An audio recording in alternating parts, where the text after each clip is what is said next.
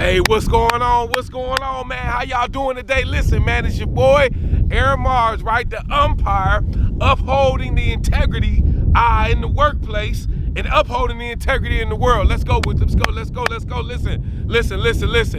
I want to talk to you today about a couple things. But first, the last video we talked about the 5 key indicators of an extremely or excessively toxic organizational culture. Right, we talked about that. 5 key indicators, right? You have your under optimized employee productivity, right? That's number 1. Number 2, you got your safety consistent incidents happening, safety incidents, things that have caused a fatality or have the potential to cause a fatality, things that keep happening that could cause a temporary disability or permanent disability or have caused those types of injuries or some type of catastrophic damage, right, to the environment, to the community, right? Those types of things. You got low employee morale. That's number 3, right? Number 4, you got poor customer satisfaction, okay? And number 5, right, you got a tarnished brand in the marketplace. All of those indicators right there say that you have some type of toxicity going on in your organizational culture, right? But I got good news today. Right? Listen to me. I want to talk to you today about the 3 reasons why those 5 indicators exist. The 3 reasons why those 5 indicators exist. And listen, man, the only way I can really kind of explain this to you is I have to kind of talk to you about what I currently have experienced, right, in the world, right? And so I coach a little league football team, and there was a player, right, that I coached that kept making the same mistake over and over again, and it got to the place where it was hampering us as a team, as a unit that was trying to move in a specific direction, right? This mistake didn't even allow us to get started doing what we were trying to do, right? And because of this mistake, right, the coaching staff was going, I'm talking about bananas. They were going wild. They were ready to bless this player out. They were ready to sit this player down, bench this player, and everything else. And this happened to be a player, right, that I particularly believed in. Somebody that I felt like they took it serious. They took the oath of being a teammate and somebody that really wants to see the team progress. They took it serious, but I myself as their coach was failing them as a coach, right? Come on, let me tell you something, because this is monumental. A lot of times we want to place the blame, right, on the employee or on the human, so to speak, in the organization. When something goes awry, right, we want to automatically call that person out. They've been trained, right? They've been coached. Come on, they have all the tools that they need. They seem to be dialed in and focused on what it is that they're at the task at hand. But however, they keep making the same mistake over and over again. And let me tell you something, man, it was a breakthrough that I had, because as a coach, I had to make a decision. I had to either allow this player to absorb, right, all of the blame, all of what was being dished out by the coaching staff, all of the ridicule that was coming from the other players, right, from making this critical mistake. I had to either allow that to happen and go in a different direction with a different player, or I had to tell the entire team, including the coaching staff and the other players, that it is my accountability, my system that I need to fix, the system that I need that is actually in the context of what's going on and what's causing this player to make the mistake that they're making, is that I'm not providing it within the system enough for this particular player to connect with what it is that we need to execute out there on the field. Come on, man. Listen, man. This was a breakthrough in knowledge, man. Come on now. So today, like I said, I want to talk to you about those 3 reasons that contribute to that toxic organizational culture.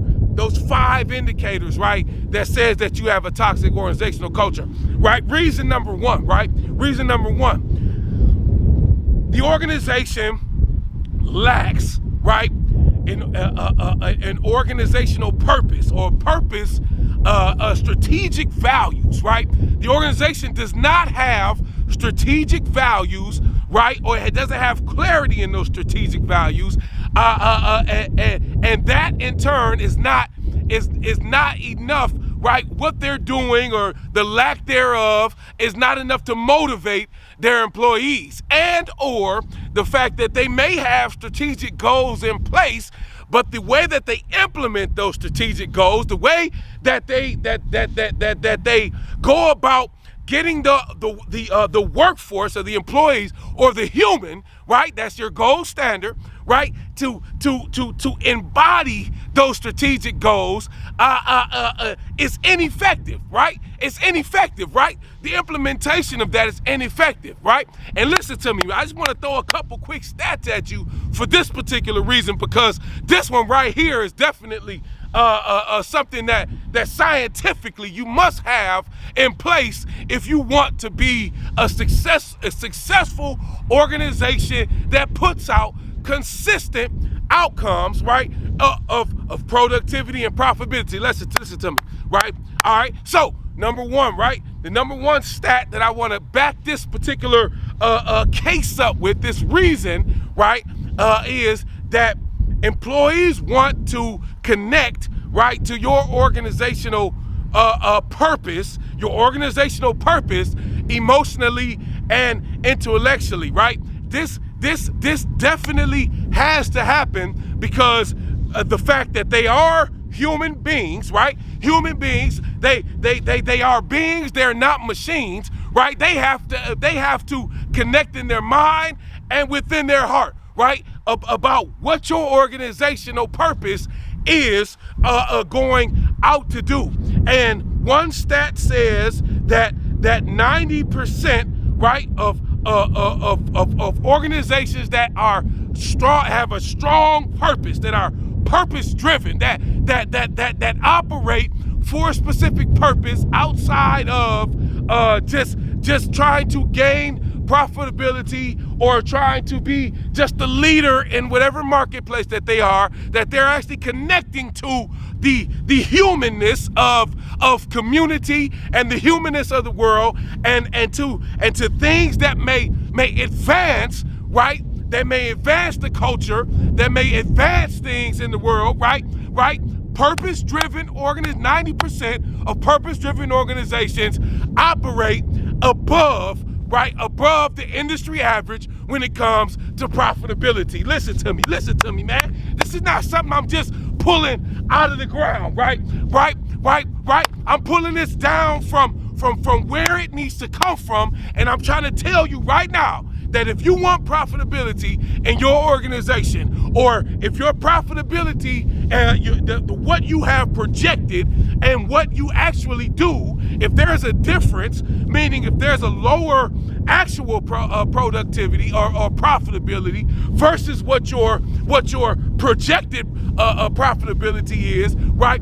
You need to understand this particular reason and why this particular thing must get fixed. It must be something that you focus on. And a lot of organizations, they don't come in the door. I've worked for a lot of different companies, and you don't come in the door learning what the organizational purpose is. They jump right into showing you what you have to do for your job task. They jump right into just kind of showing you exactly what it is that you need to do, how you need to adhere, policy and procedure. And while all of that stuff is important, right, the information about the purpose of the organization or what drives the organization is something that a human absolutely needs to embody if you want to get maximum or optimized productivity and efficiency out of that employee, right? Listen to me.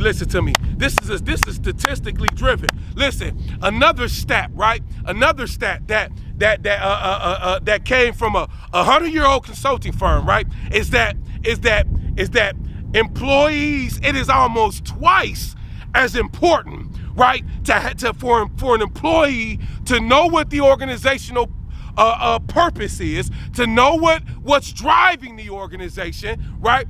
A purpose-driven organization over it's twice as important to have that conveyed to the employee, or it's twice as important to the employee than compensation and the ability to advance in their careers. Let me tell you something.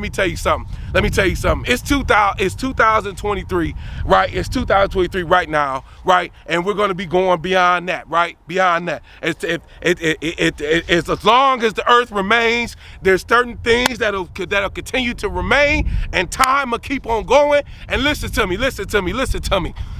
We are in a day and age in the season, right, in the world where you must, there has to be a connection, right, to what are you actually doing? Why are you doing what you're doing? Because people are not willing to connect to an organization, right, unless they absolutely feel like that organization lines up with some of their values and some of their goals as an individual. And let me tell you something. When you lack this organizational purpose, when you lack the implementation of your organizational purpose effectively, right, you take that away from employees that may be a little more talented, right? That might be a little bit more focused, right? That might be a little more dialed in to what it is that they're doing.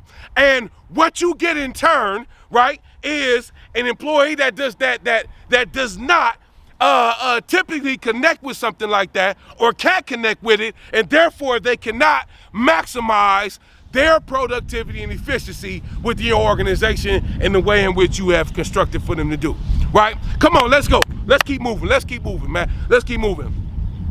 Reason number 2, although those 5 indicators exist. Reason number 2, right? Reason number 2 is that your organization lacks a detailed, right? A detailed employee retention strategy or an employee development strategy. Let me tell you something about humans, right? Humans absolutely have to feel as though they value, right, what it is that they value. And when an organization brings a person in with an offer to employment, right, it is absolutely the responsibility of that organization to find out what that employee values, right? Because if you find out what that employee values, then you can take the time to connect their values to your organizational strategy and goals, to your organizational purpose, right? And those values consist of past voids, right? Present virtues, right?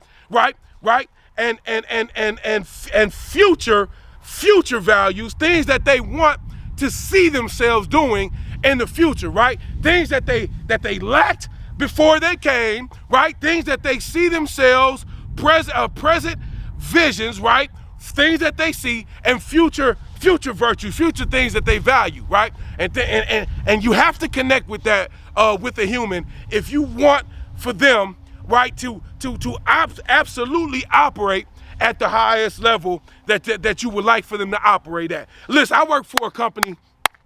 They specialized in coming in and taking a piece of equipment that was operating at 30%, right, and bring it all the way up to 90% by the repairs that they made, structural repairs, mechanical repairs, cleaning, whatever it was. They said if you're operating at 30%, we'll bring you up to 90, 95%, 100% efficiency. Listen to me.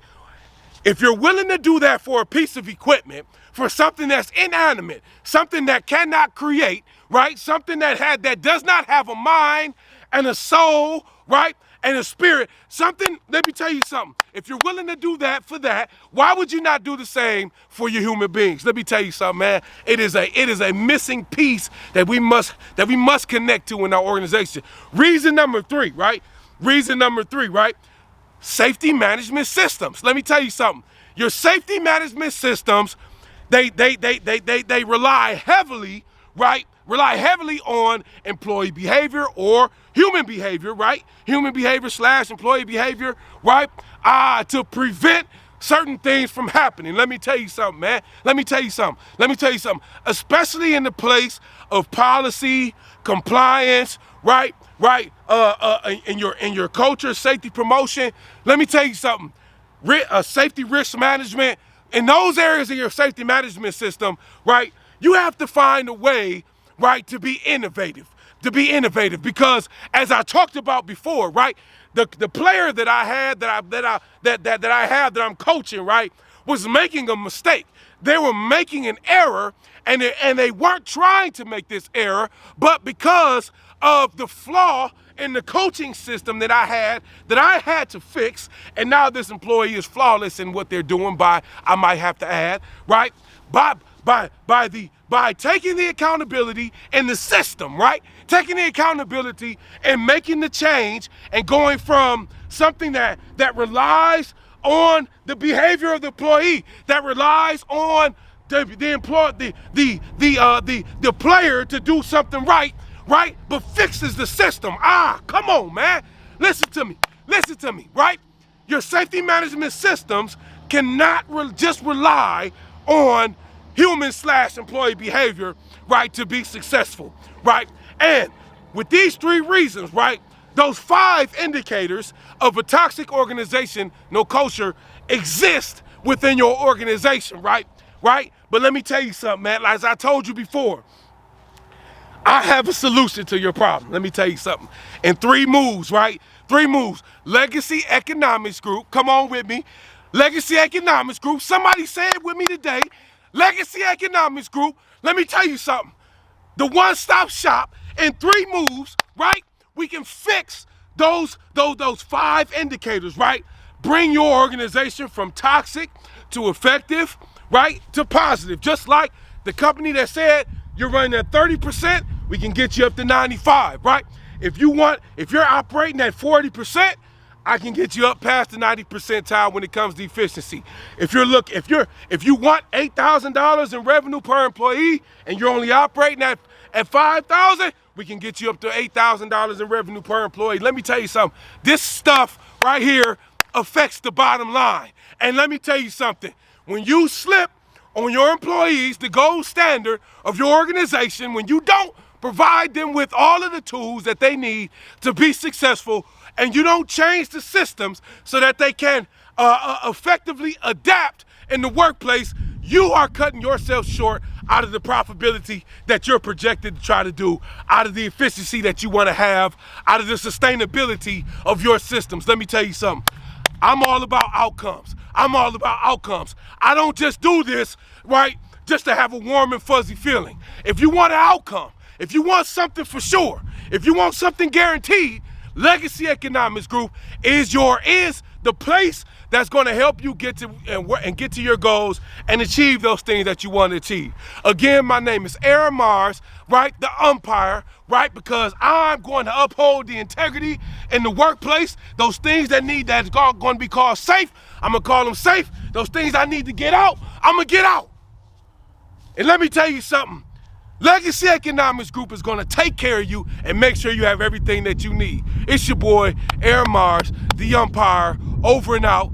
Have a good one. Let's go.